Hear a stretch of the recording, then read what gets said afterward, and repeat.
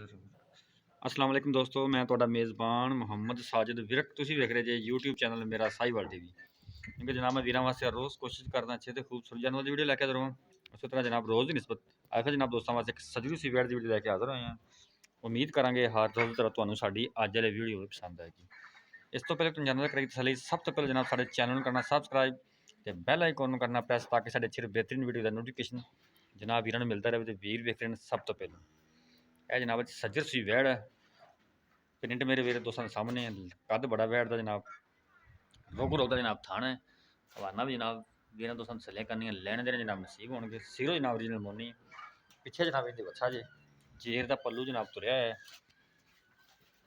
अज जनाब मेरा camera man मौजूद नहीं है, सारा काम जनाब मैं आप ही करता पाया। अज यह जनाब पिछले पिछे बच्चा जे यह जनाब तसली करनी सिरो मुरील मोनी नस्ल का जनाब तो सामने है।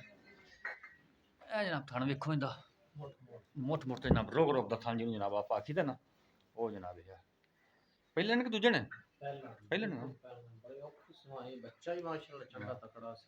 यह जनाब प्रिंट वेखन मेरे वीर दोस्त जनाब।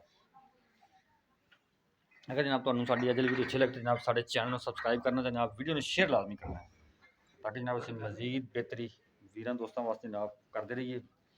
जनाब कमेंट बॉक्स जाकर अपनी राय का इज़हार लाजमी कराया करो। थोड़ा तुरी नहीं फिर दोबारे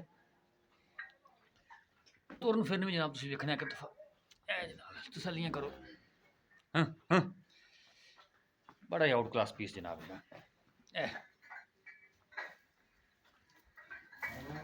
जनाब तुरन फिरन जे ले आ वापस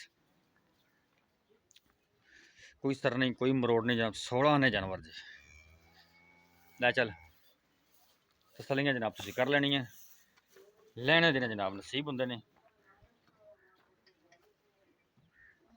हाँ हाँ चल भी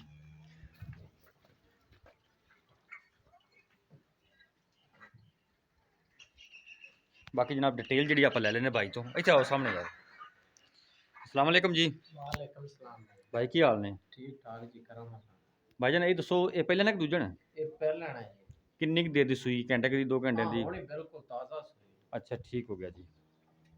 ते जनाब इनका बच्चा की पीछे बच्चा कि बच्ची? बच्चा है जी बच्चा ठीक हो गया।